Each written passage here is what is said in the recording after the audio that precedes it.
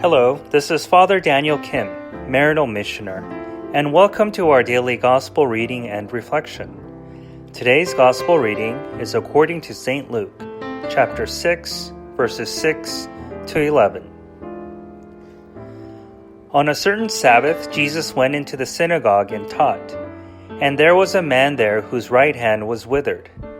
The scribes and the Pharisees watched him closely to see if he would cure on the Sabbath, so that they might discover a reason to accuse him. But he realized their intentions and said to the man with the withered hand, "Come up and stand before us." And he rose and stood there. Then Jesus said to them, "I ask you, is it lawful to do good on the Sabbath rather than to do evil?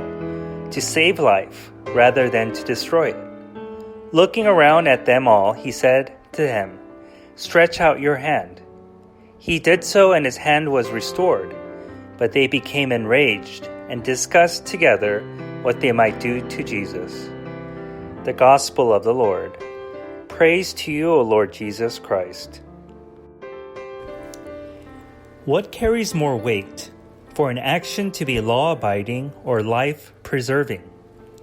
Fortunately, most of the time, that which is law-abiding coincides with the preservation of life. However, there comes moments where the lines between these two gets blurred.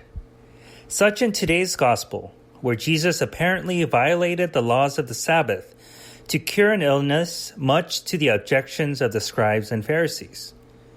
A more contemporary example can be the question, is it wrong for a person to steal food to feed their family? And according to the Catechism of the Church, the answer to this specific scenario is a clear no. There is no theft if consent can be presumed or if refusal is contrary to reason and the universal destination of goods.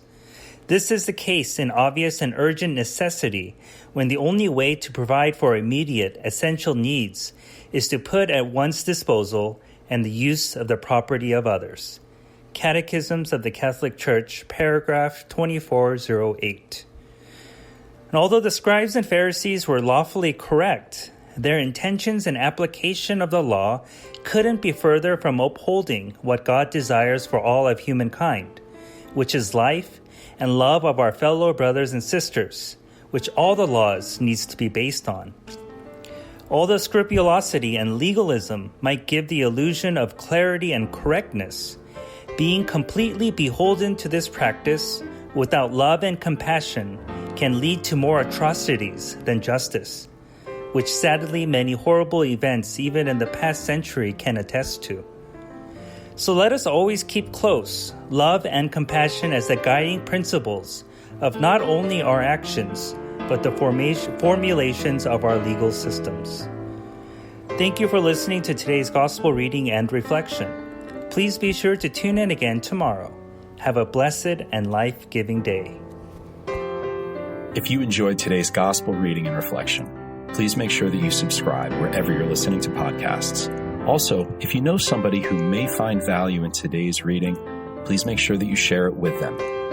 To learn more about how you can support the work that Maryknoll does around the world, please visit us at maryknollsociety.org.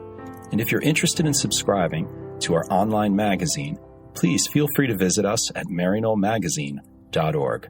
Thank you once again for spending your time with us today, and God bless.